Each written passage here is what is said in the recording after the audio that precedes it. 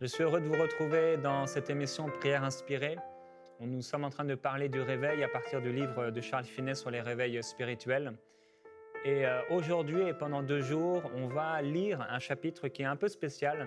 Et pendant plusieurs mois, plusieurs années, j'avais plusieurs interrogations par rapport à la façon dont Charles Finet entrevoyait ce chapitre-là. Et il part à partir d'un verset qui se trouve dans Osée, au chapitre 10 et au verset 12, où il est écrit « Labourez vos jachères », on va dire ce que c'est une jachère, « car il est temps de chercher le Seigneur jusqu'à ce qu'il vienne et qu'il fasse pleuvoir sur vous la justice ». Alors, c'est ce nouveau chapitre, les moyens de produire un réveil. On a parlé qu'est-ce que c'est un réveil, qu'est-ce que ce n'est pas le réveil, quand on doit s'attendre à un réveil. Et pendant cette 3e semaine maintenant, on va s'intéresser à comment produire un réveil. Est-ce qu'il y a des moyens de produire un réveil?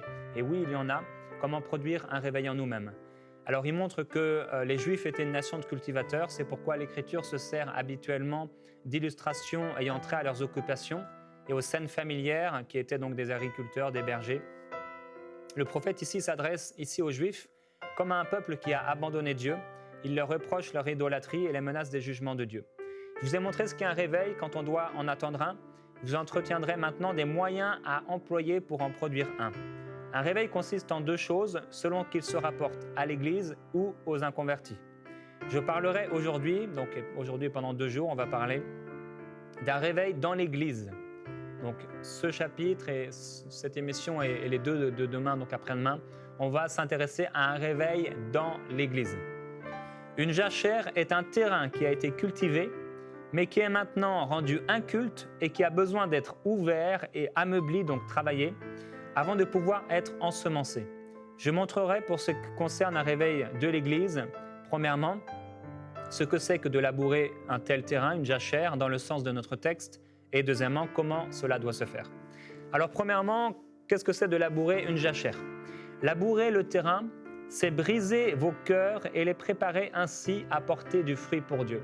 C'est ce qu'on va faire pendant ces 3 jours. En fait, on va travailler dans nos cœurs, dans notre âme, dans notre caractère, pour briser notre cœur devant Dieu. Et ce sera le but de ces 3 prochaines émissions, de ces 3 prochains moments de prière, de briser nos cœurs devant Dieu. Il arrive qu'à cause du péché, l'amour du plus grand nombre se refroidit, et à cause de la vie active, des occupations, notre cœur s'endurcisse et qu'on ne réalise pas à quel point en fait notre cœur est devenu dur et comment il a besoin de s'attendrir. La Bible compare l'esprit de l'homme à un terrain et la parole de Dieu à une semence. Les fruits représentent les actions et les affections de ceux qui reçoivent cette semence. Dans ce sens, labourer une jachère, c'est placer notre esprit dans des dispositions convenables pour recevoir la parole de Dieu. Quand votre cœur se rabougrit ou alors s'endurcit, se dessèche, il ne faut pas s'attendre à aucun fruit, jusqu'à ce qu'il soit brisé, ameubli et capable de recevoir la parole. C'est là ce que le prophète entend par labourer vos jachères. Et effectivement, notre cœur a besoin d'être travaillé par le Saint-Esprit. Et si on ne porte pas de fruits dans nos vies personnelles, c'est qu'il y a quelque chose qui ne va pas.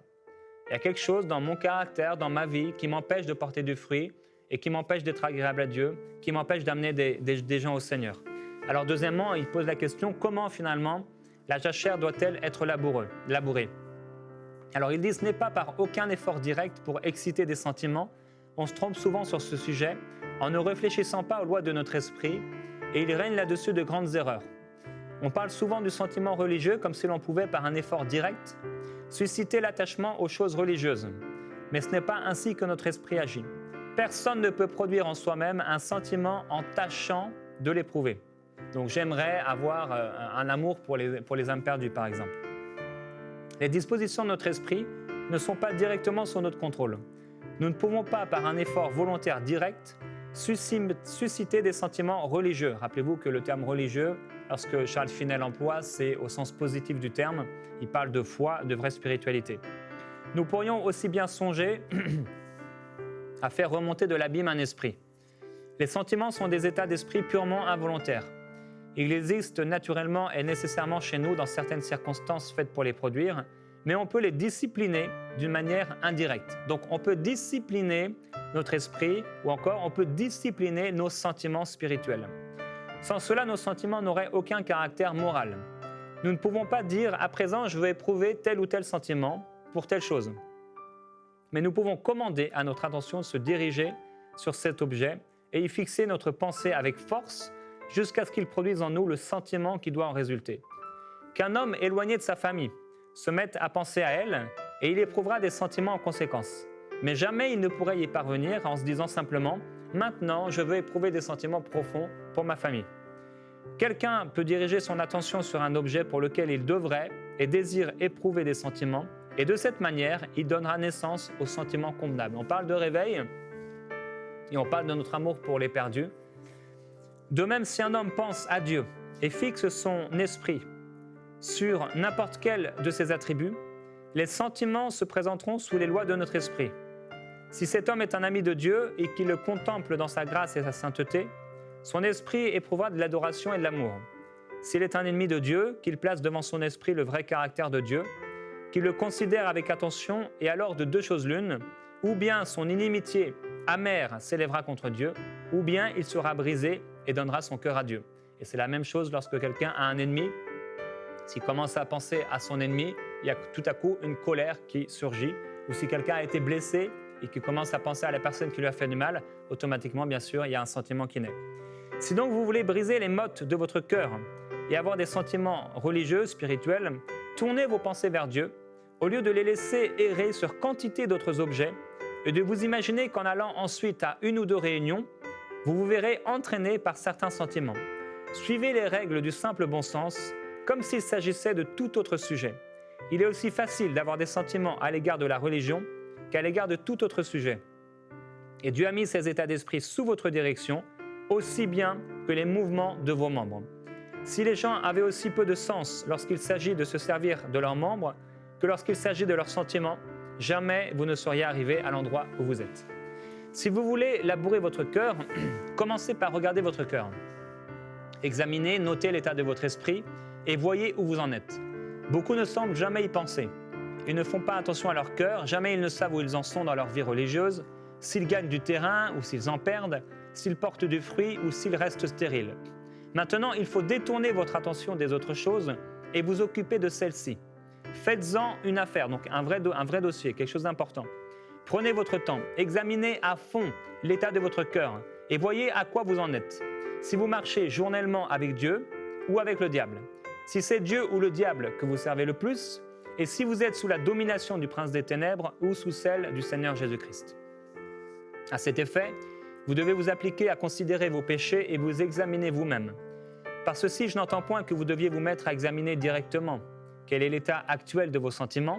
C'est le vrai moyen d'arrêter net tout sentiment. Ce serait aussi absurde que si un homme fermait les yeux devant une lampe et s'efforçait de tourner les yeux en dedans pour voir s'il y a une image sur la rétine de son œil. Cet homme se plaint de ne rien voir alors qu'il a détourné ses yeux de l'objet qu'il voulait voir. Nous pouvons aussi bien avoir la conscience de nos sentiments moraux que celle de nos sensations. Et le moyen de les apercevoir est de faire agir notre esprit. Donc, Finney dit simplement que de la même façon qu'on peut ressentir des choses dans notre chair, nous pouvons aussi ressentir quels sont nos sentiments moraux ou quelles sont les dispositions de notre esprit. Et c'est vrai qu'on ne se pose pas toujours la question, quelles sont les dispositions de mon esprit ? Est-ce que je suis en train d'avancer avec Dieu ? Où en est mon amour pour le Seigneur ? Où j'en suis dans mes sentiments ? Est-ce qu'ils sont nobles ? Est-ce qu'ils sont purs ? Ou au contraire, est-ce qu'ils sont impurs et que Dieu pourrait les rejeter ? Alors il continue. Il dit donc, alors nous avons conscience de nos sentiments moraux aussi bien que nous aurions conscience de nos sensations physiques si nous mettons notre main dans le feu. L'examen de vous-même consiste à diriger vos regards sur votre vie, à considérer vos actions, à vous rappeler le passé pour en connaître le vrai caractère. Prenez vos péchés personnels un à un et considérez-les. Je ne dis pas que vous devez jeter un rapide coup d'œil sur votre vie passée, reconnaître qu'elle est remplie de péchés et demander pardon à Dieu après une confession générale. Je dis qu'il faut prendre vos péchés un à un. Il ne serait pas mal de prendre une plume et du papier, ou alors un stylo donc et du papier, ou un ordinateur, et de les noter à mesure qu'ils se présenteraient à votre souvenir. Faites ce compte avec le même soin qu'un commerçant apporte à tenir ses livres, donc sa comptabilité. Et à mesure qu'un péché se présente à votre mémoire, ajoutez-le à votre liste. Des confessions générales ne serviront jamais à rien. Vos péchés ont été commis un à un, et autant que vous pourrez les atteindre par le souvenir, vous devez en faire la revue et vous en repentir pareillement un à un. Commencez maintenant et prenez d'abord ce qu'on appelle communément, quoique improprement, les péchés d'omission. Donc il va parler de deux types de péchés, et on aura l'occasion d'en parler demain, le péché d'omission, et après-demain, on parlera de ce qu'il appelle les péchés de commission. Ici, une parenthèse importante à faire. Rappelez-vous que Charles Finet parle d'un réveil chez les chrétiens. Lorsqu'une personne vient au Seigneur, bien sûr, on ne va pas lui demander de faire la liste de tous ses péchés. Elle a besoin de reconnaître qu'elle ne marche pas avec le Seigneur Jésus. Elle a besoin de reconnaître que son plus grand péché, c'est d'avoir vécu sa vie pour elle-même et de ne pas s'être soumis au Seigneur Jésus. Et aujourd'hui, si vous n'avez jamais reçu Jésus dans votre vie, si vous vivez votre vie pour vous-même, si votre vie n'appartient pas au Seigneur, si vous ne vous êtes pas soumis à Dieu, alors c'est l'occasion idéale pour pouvoir vous repentir de votre péché et d'accepter Jésus-Christ dans votre vie personnelle. Si vous n'avez pas la certitude d'aller au ciel, si vous n'avez pas la certitude d'appartenir au Seigneur Jésus et de le servir, si votre vie, vous la vivez comme si elle vous appartenait, vous avez besoin de vous repentir et de recevoir le Seigneur Jésus-Christ comme votre Sauveur et votre Seigneur personnel, celui qui vous dirige. Et vous pouvez le faire dès maintenant avec vos propres mots.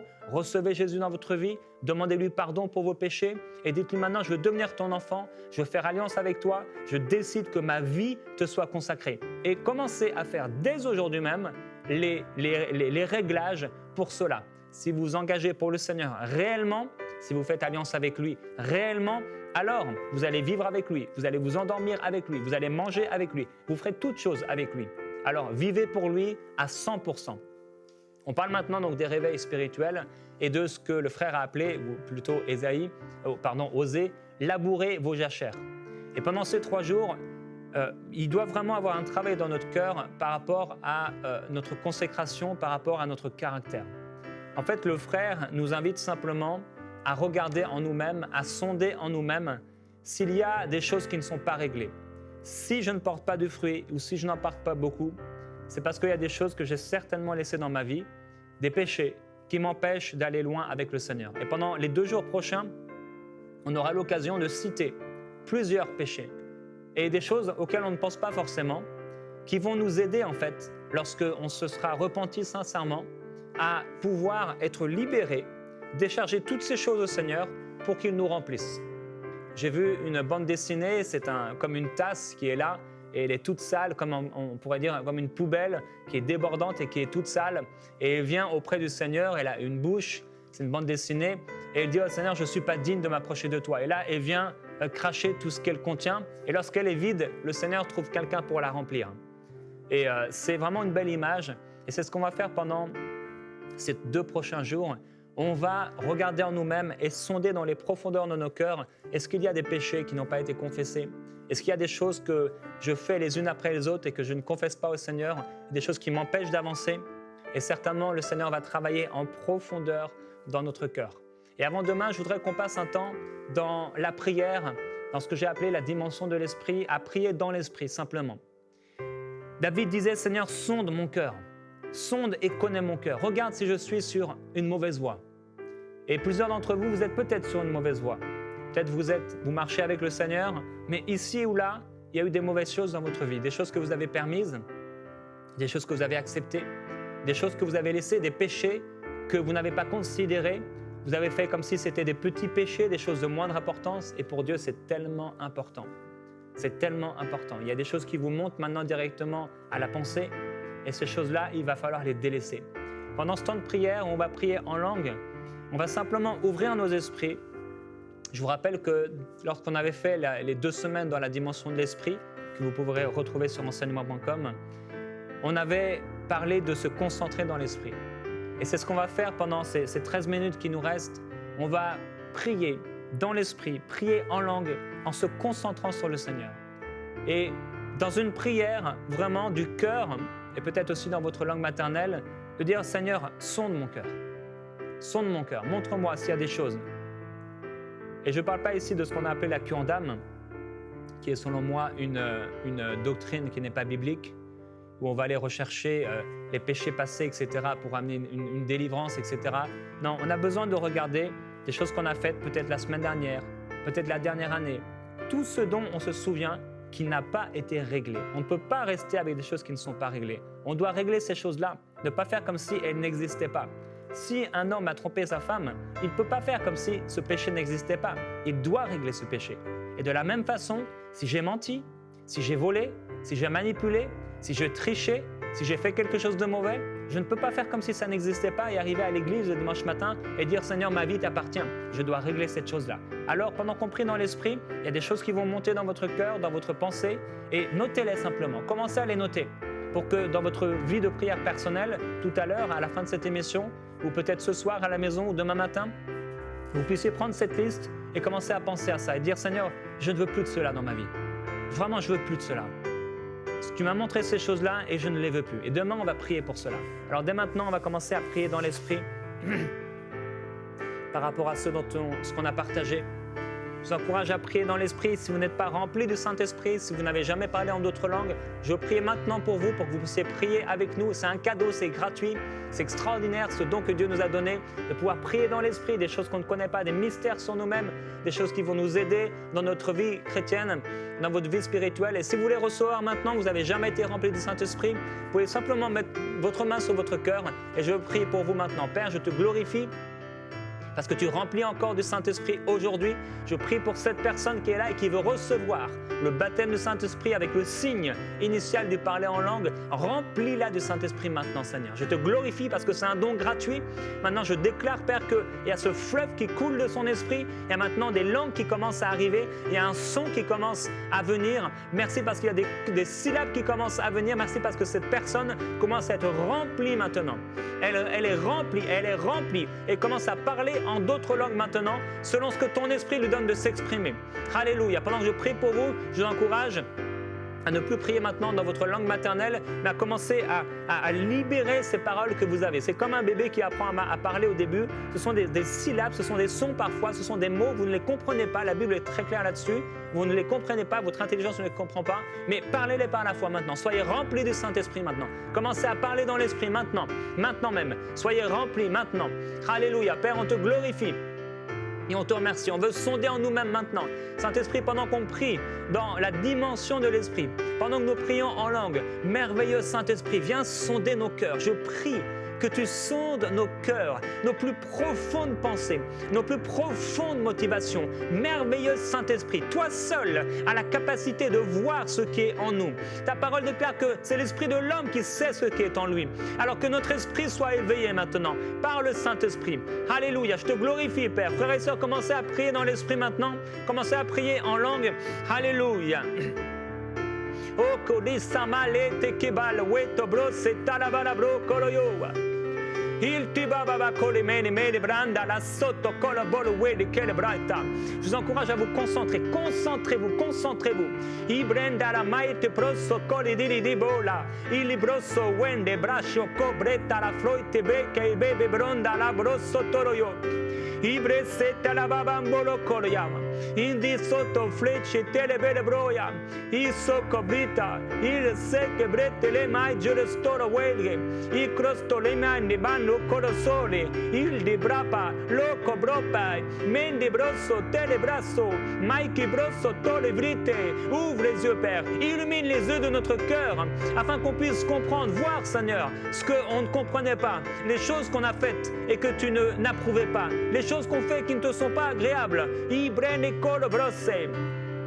Ma brosso pelicichi bro pare biri wasso il a ruelte proba lizzo con mai ci restole braia voi stile belle crosto brici che le bro pare yassore biri we mai tu pro pelia mili frowe blicolo wela lisso benala messo le lete bilicolo dolo we mandori giso bele vro pericoli assotte bele balwe malito li pericolo boloa il sotto breba burichere malto bremba lasso mendi sopra te che le vere bare bolo sotto rili brito colaborio mandilo sotto brite vruche brasso beli colabario blenda mangini stori cori brobe baili socco liti bro palinda viens Seigneur, viens travailler profondément dans les cœurs, viens travailler profondément en nous parce qu'on veut être pur pur, pur, pur. Et déjà on croit qu'on est pur à cause de ta parole.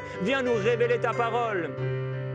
Viens nous rappeler, Seigneur, comment on doit être obéissant et pur devant toi. Viens rappeler les choses, Seigneur, qu'on aurait oubliées, des blocages qui ont été créés à cause de ces péchés, des problèmes qui ont été créés, une paresse qui a été créée à cause de cela.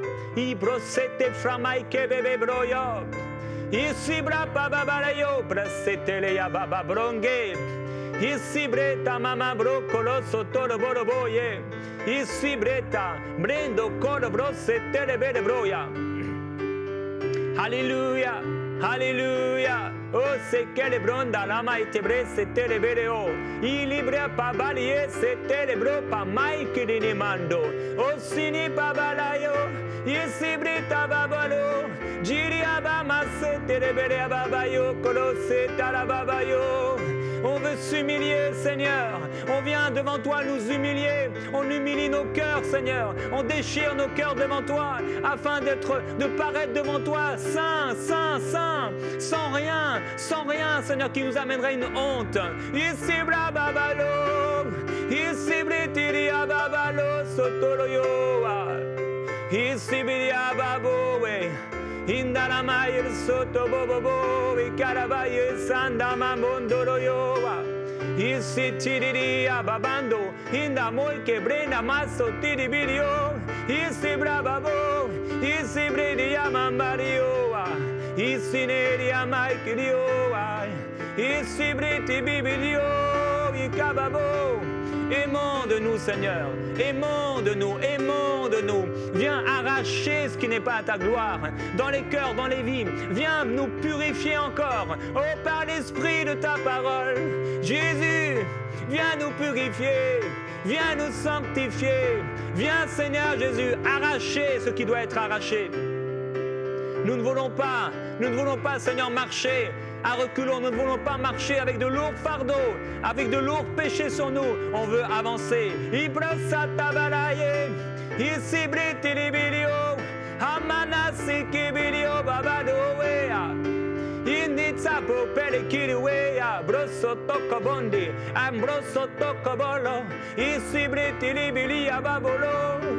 Alléluia. Tu es tellement bon. Tu es tellement grand, tu es tellement saint, saint, saint, saint est ton nom. Oh, tu es saint, mon Père, tu es saint, Seigneur Jésus. Tu es saint, merveilleux Esprit de Dieu. Tout en toi s'écrit saint. Ta sainteté, la sainteté convient à ta maison. La sainteté convient au temple que je suis. Imramosete bebaboe, ibrosote babo, isibria babalo, ikimama brondolo, isibriti abobo, isendalama bobo. Je ne cache rien, Seigneur, je ne veux rien cacher. Je ne veux rien cacher. Je ne veux rien cacher. Mets mon âme à nu, Seigneur. Je ne veux rien cacher. Tout ce que j'ai voulu cacher, tout ce que j'ai voulu garder, tout ce que je n'ai pas voulu te confesser, je te le confesse maintenant.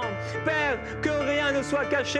Ibrasote mamambo, isibriti babalo, ikibra mamambo, welisatele, isilita mamambo.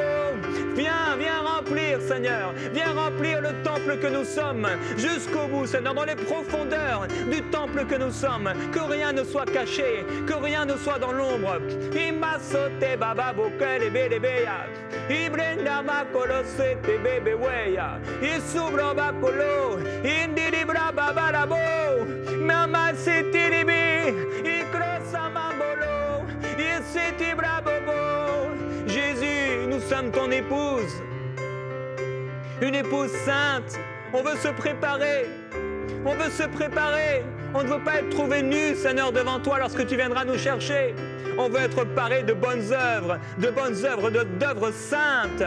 Alléluia. Oh, plipa babari, oh, kemba soteli li cabro sote que le bramal, u copre teli bili bro mai te colo mai de bo para soto, iglesia bali weita, mai ruelte, e li colo brito, nina suzu, e li copleta broco welli praia, e coma la soto, e li propeli colo male, bro soto lo baba. brabo, brosso tolo bale, i brasso tolo boia, i siti brepe bea, mandiri bropa barabolia, sutiri birio mango, mandoro siti bridi kora mama mando, inde braman so che le tiri bidi bobolo sote bababayo. Oh, tu ne pourras pas te cacher plus longtemps de la face de Dieu vivant. Alors, repens-toi, repens-toi. Les péchés que tu n'as pas confessés, confesse-les, confesse-les. Iprosanderebe, ikromama mando loco, liko brepa, linda leso, eibra colo beni mecho colo breba, bara croste de bere brandaya soterebea. La parole dit, fuyez l'impudicité. Quelque autre péché que ce soit, ils sont hors du corps. Mais l'impudicité est un péché du corps, mais c'est aussi un péché de l'âme. Fuyez l'impudicité. Sanctifiez-vous. Sanctifiez-vous, dit le Seigneur. Purifiez vos cœurs. Sentez votre misère. Nettoyez vos cœurs, âme partagée. Nettoyez vos cœurs, âme partagée.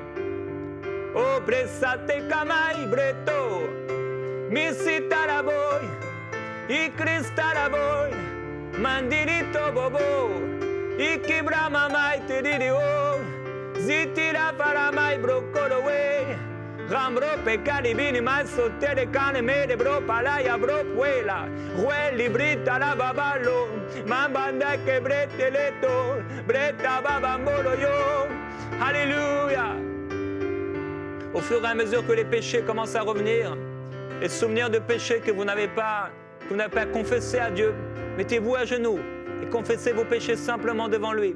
Dites-lui, Seigneur, je t'aime, je t'aime, je veux tellement que ma vie puisse te plaire. Je veux être ce vase qui se prépare, un vase noble, un vase de choix que tu peux utiliser.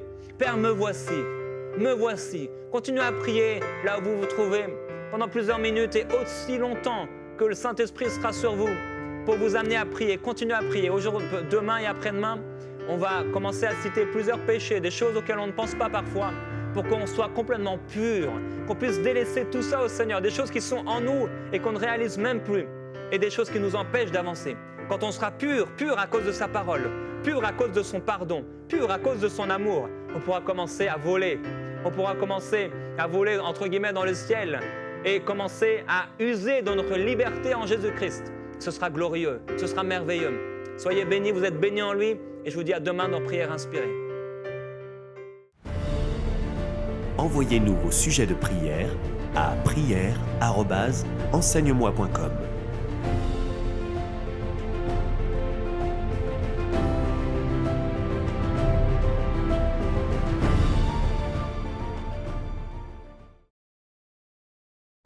Cette émission est rendue possible grâce au précieux soutien des partenaires d'Enseigne-moi Canal International. Retrouvez tous nos programmes sur enseigne-moi.com.